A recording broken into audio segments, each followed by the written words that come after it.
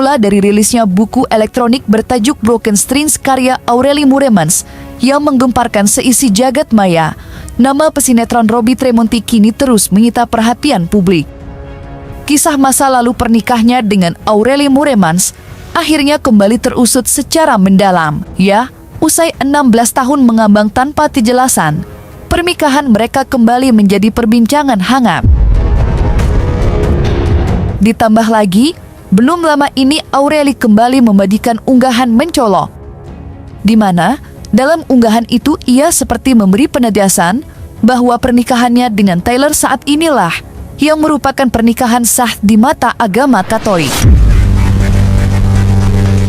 LGBT di Katolik itu kan nggak ada yang namanya perceraian, tapi kalau misalnya pernikahannya nggak pernah sah dari awal, ada yang namanya annulment. Nah, kalau gereja sudah mengeluarkan surat pembatalan dan surat izin untuk menikah secara Katolik, artinya? Itu artinya gereja sudah mengakui bahwa pernikahan yang dulu memang nggak pernah sah sejak awal. Jadi dengan adanya annulment dan izin menikah lagi secara Katolik, itu menunjukkan bahwa pernikahan yang sebelumnya dianggap tidak pernah ada secara sah. Dan yang jelas di Katolik kan nggak bisa menikah 2 kali. Jadi kalau kamu dapat izin baru, artinya pernikahan lama itu memang nggak pernah sah. Oke, berarti secara Katolik aku nggak pernah sah menikah ya. Berarti surat yang pernah dikeluarin sama gereja nggak pernah berlaku dong? Iya, tepat sekali. Secara Katolik itu berarti kamu memang nggak pernah sah menikah. Jadi surat yang dulu pernah dikeluarkan gereja itu memang nggak pernah berlaku. Dengan adanya annulment, jelas bahwa pernikahan tersebut nggak pernah dianggap sah sama sekali. Menanggapi narasi yang kini beredar itu, Robby Tremonti pun buka suara dan berbagi cerita yang sebenarnya terjadi berdasarkan sudut pandangnya. Ya, ketika ditemui awak media, Robby menegaskan jika dirinya sama sekali belum menerima surat annulment alias surat pembatalan pernikahannya dengan Aureli. Lantas, seperti apa penjelasan Robby Tremonti terkait surat pembatalan yang kini dibahas itu? Kalau dari saya tidak. Tidak. Pengadilan gereja berarti kan? Pengadilan gereja. Tidak ada. Saya tidak pernah merasa dapat undangan dari gereja terkait untuk pembatalan. Itu tidak. Tak berhenti sampai di situ saja fakta yang terungkap oleh Robby. Ya, di kesempatan yang sama, Robby pun membeberkan sebuah cerita baru. Jika sejatinya Aureli sempat menghubunginya beberapa tahun lepas guna membahas surat pembatalan itu. Robby menambahkan, jika Aureli sempat mendesaknya mengurus pembatalan pernikahan. Lantas seperti apa pengakuan Robby Tremonti soal hasil komunikasinya dengan Aureli saat itu? Pernah kala itu di tahun berapa saya lupa ya, ada chat masuk ya. Dia cuma bilang, istilahnya, jangan jadi orang yang menyebalkan deh dalam bahasa Inggris ya. Saya mau ngurus pembatalan nih, tapi syaratnya untuk gereja Katolik itu kan harus ada narasi dari masing-masing pasangan ya. Untuk kenapa mau gitu. Jadi situ saya harus menulis bahwa saya KDRT, kan nggak mungkin, saya nggak melakukan. Gitu loh jawabannya.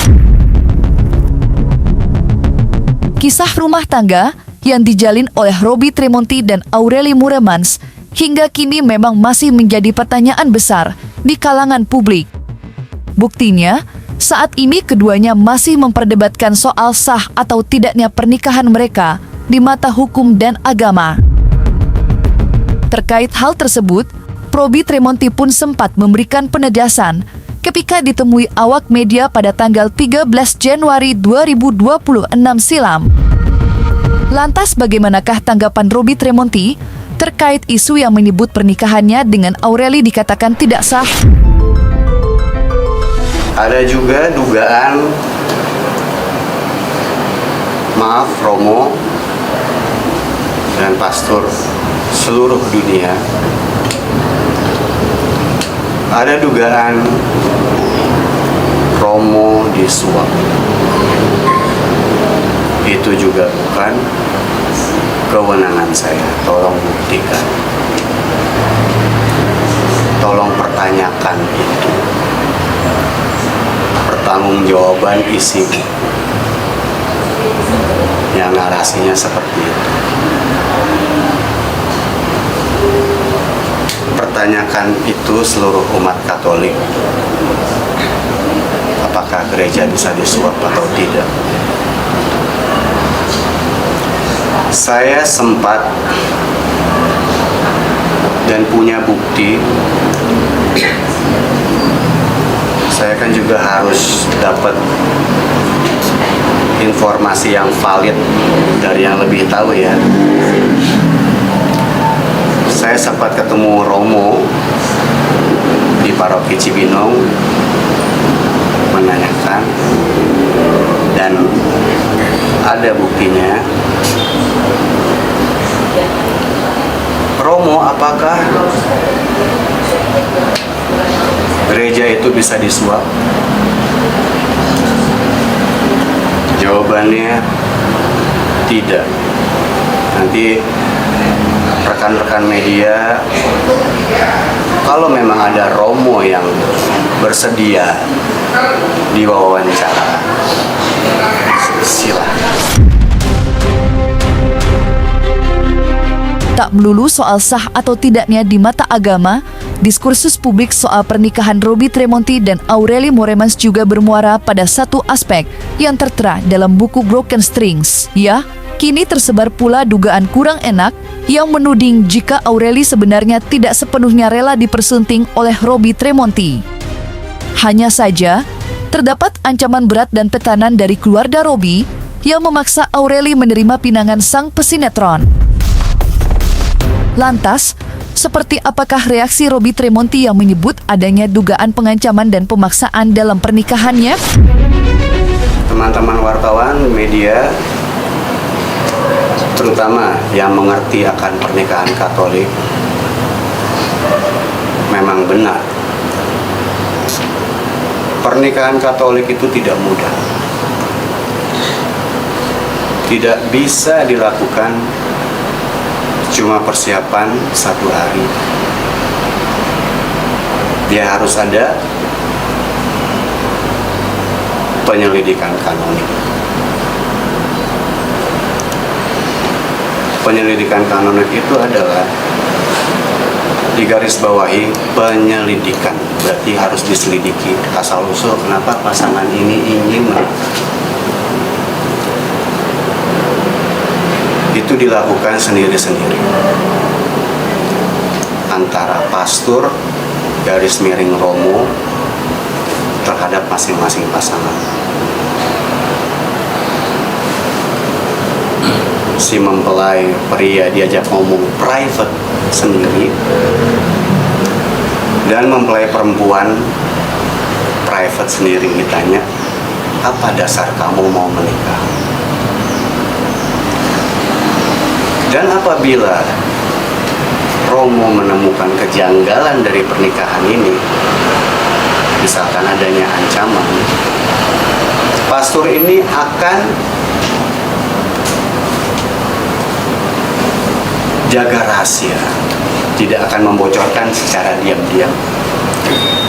Kalau terbukti ada ancaman dari masing-masing mempelai ya, ternyata nikahnya itu misalkan saya dijodohi Romo, saya tertekan, seperti itulah.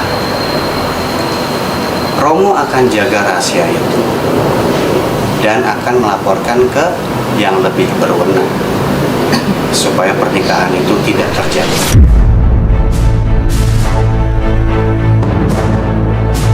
Bukan hanya soal pemaksaan, dalam kesempatan yang sama, Robby Tremonti juga menekankan soal tanggal pernikahan mereka, yakni tanggal 10 Oktober 2011.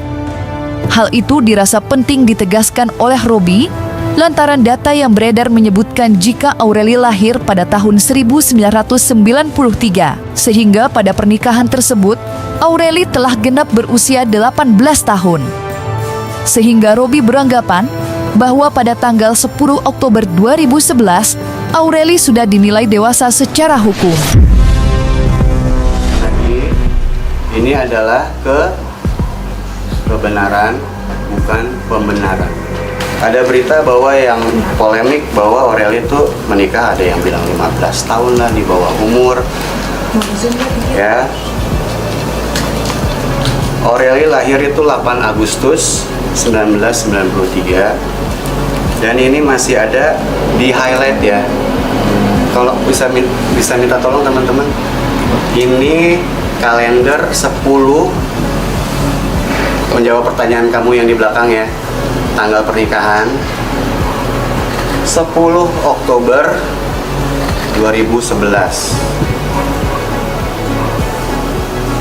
Benda antik ya, bisa dibilang ini kan. Robekan kalender. Oke.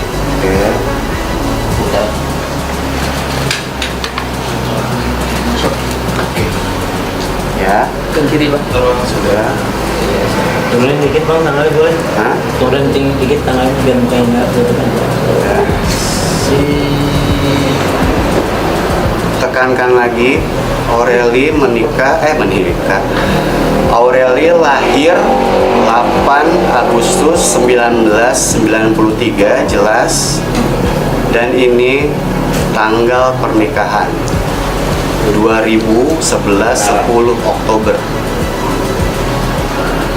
yang menyatakan bahwa sah secara gereja Katolik Aureli berusia 18 tahun lebih 2 bulan. Benar kan? Dari Agustus, September, Oktober. Saya menutupi nama ini nggak takut ya. Ini kenapa saya fotokopinya masih ada. Ini yang diperguncingkan bahwa katanya surat ini palsu. Tolong di highlight tanggal pernikahannya.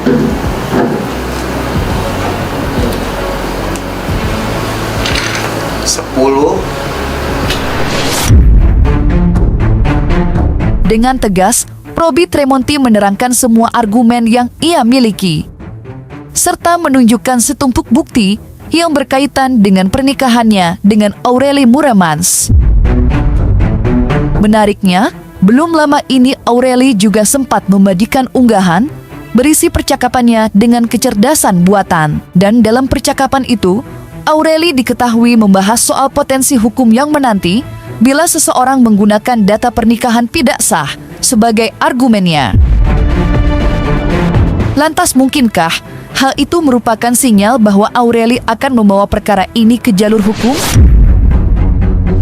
Oke, kalau misalnya ada orang nih pakai surat yang gak berlaku itu untuk membuktikan bahwa dia pernah menikah dengan aku, itu artinya apa? Itu artinya dia menggunakan informasi yang tidak sah dan menyesatkan. Kalau dia memakai surat yang sudah jelas tidak berlaku, itu bisa dianggap sebagai bentuk fitnah atau penyebaran klaim palsu. Intinya dia mencoba membuktikan sesuatu yang sebenarnya nggak pernah sah di mata gereja. Oke, berarti kalau fitnah gitu bisa dilaporkan dong? Iya, betul. Kalau itu memang sudah termasuk fitnah atau pencemaran nama baik, tentu saja bisa dilaporkan secara hukum. Jadi kamu punya hak untuk melindungi diri kamu kalau ada orang yang menyebarkan klaim palsu dengan dokumen yang tidak sah. Kira-kira bisa sampai berapa tahun? Secara hukum, ancaman hukumannya bisa bervariasi. Tapi untuk kasus fitnah atau pencemaran nama baik, biasanya bisa dikenakan pidana penjara hingga sekitar 4 tahun, tergantung pada undang-undang yang berlaku dan bukti yang ada. Jadi kalau memang ada bukti yang kuat, itu bisa diproses secara hukum. Dari saya ke semuanya setelah klarifikasi saya, dari sudut pandang saya, buku ini juga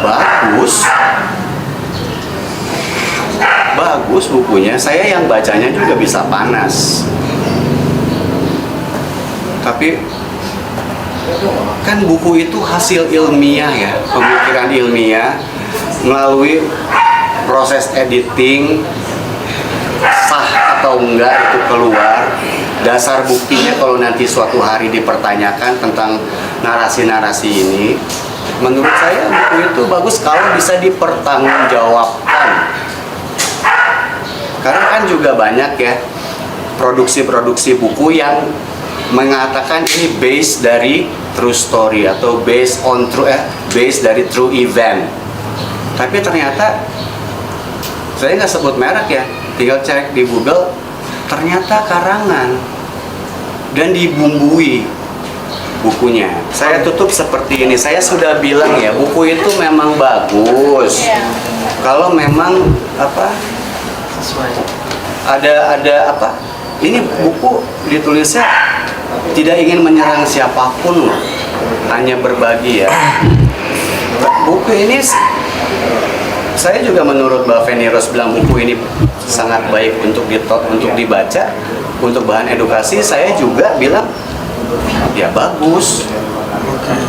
Tapi kontroversial dari isinya bisa dipertanggungjawabkan nggak dengan fakta kejadian yang lalu, bukti pelaporan, apalagi buku ini kan disamarkan namanya. Kalau semua bisa dibuktikan ya buku ini bagus ya.